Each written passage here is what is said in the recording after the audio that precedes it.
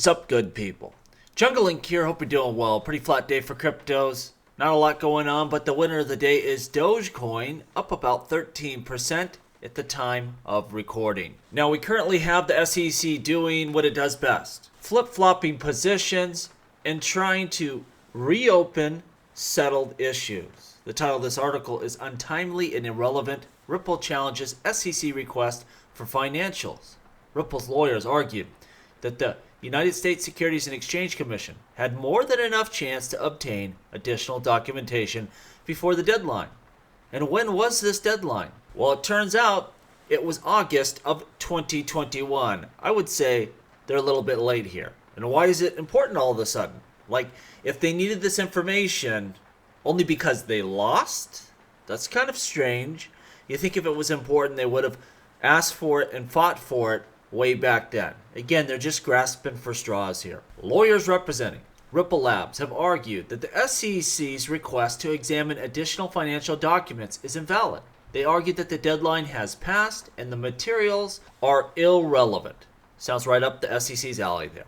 On January 11th, the SEC demanded, this is outrageous too, that Ripple produce audited financial statements for fiscal year 22 and 23, disclose all contracts related to the sale or transfer of XRP, and provide additional details on the institutional sales proceeds from XRP.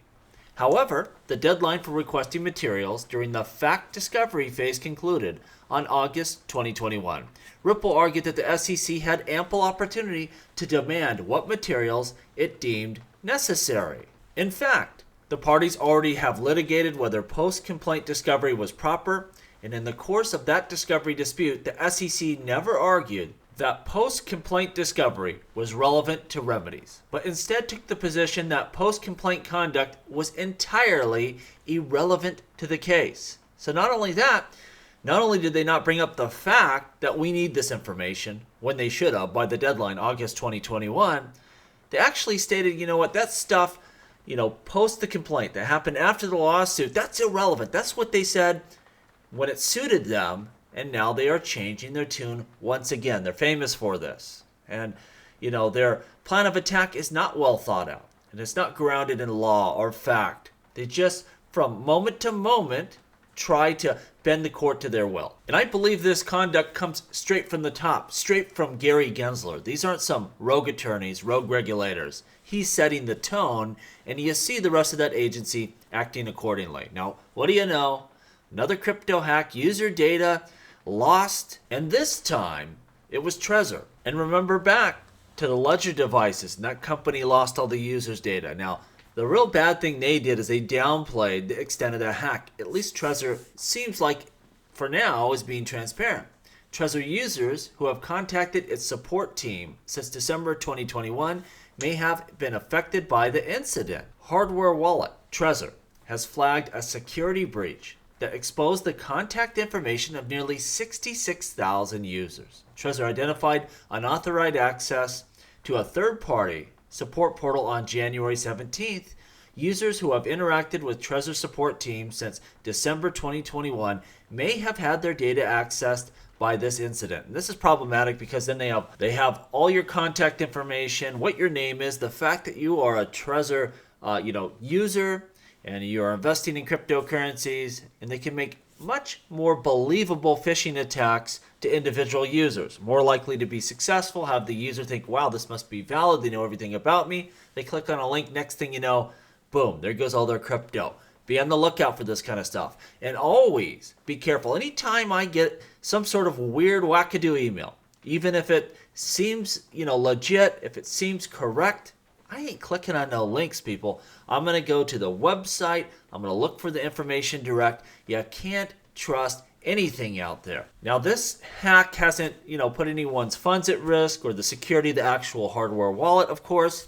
This is just, your personal information. I shouldn't say just. It's very, significant. But while it doesn't affect the actual functionality of the hardware wallet, it does put users at risk. Be aware of this. And even if you haven't heard of a hack like this, be very careful what you click on, what emails you pay attention to. And it's easy at the wrong moment for one of these things to catch you off guard and fool you. So you have to have procedures in place to make sure that you are very difficult to get by one of these scams. We're 100 days out. 100 days out from the Bitcoin halving.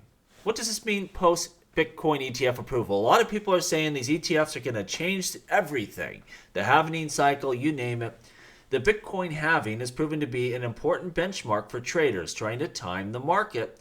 But how could the new spot Bitcoin ETFs affect this trend? And I'll tell you this, I don't like most things that are like, magical patterns that always have to repeat. But the Bitcoin halving is a significant event that cuts the supply. Demand, we know, for cryptocurrencies is always growing. So I think it does have an effect. I'm not saying it's a magical tool, but it's one to pay attention to. The ETF hangover is over, and the attention can now shift to the next big event, the Bitcoin halving.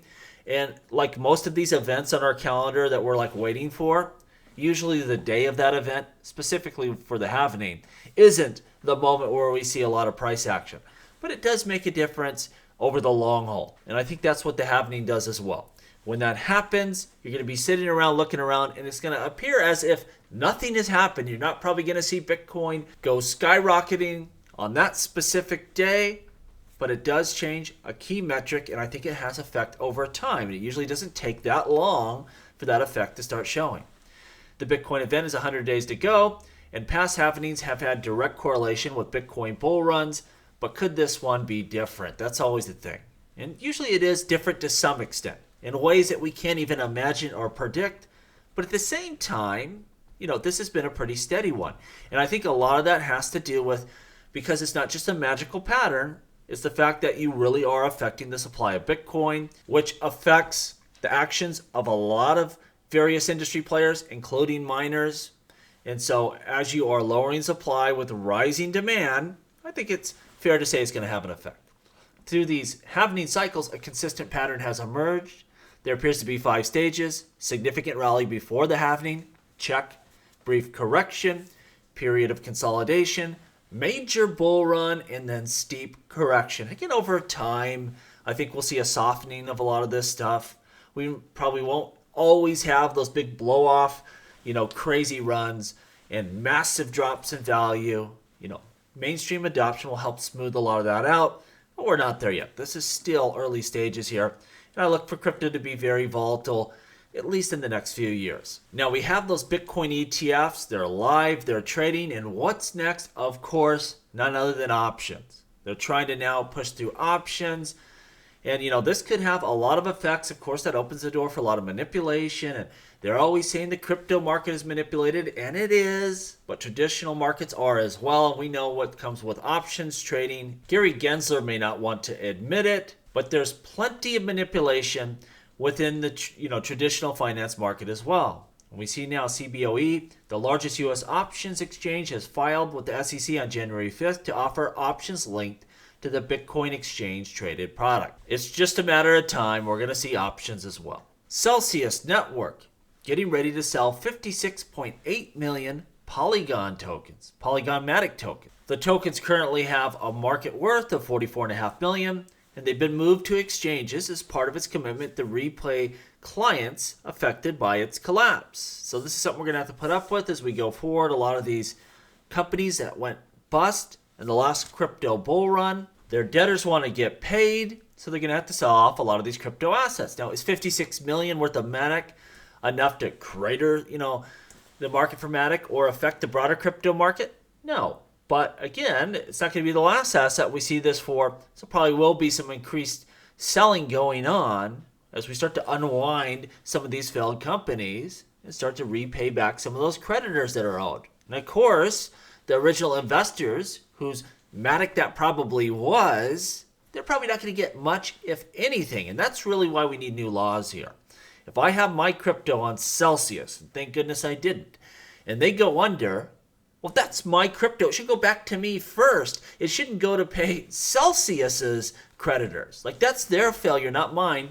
But again, it's property, not the way it works, unfortunately, right now, and Congress needs to address that. Lastly, we have an XRP price prediction from Bitcoin lunatic Max Keiser, who predicts, of course, that XRP is going to crash. Max Keiser, a strong supporter of Bitcoin, who has been critical of other cryptocurrencies, has made news again by saying he thinks that XRP will go down in value. By how much? Well, he took a serious jab at XRP, publicly calling it centralized garbage on Twitter, and predicts the price would drop to 1 cent. Unfortunately, XRP never drops that low where you can get killer deals and huge rebounds. Ain't gonna happen. We ain't gonna go to 1 cent. This guy just likes ruffling people's feathers, and he's pretty good at it. Let me know what you think down below. And as always, please like, please subscribe. The revolution will be televised right here on Jungle Link.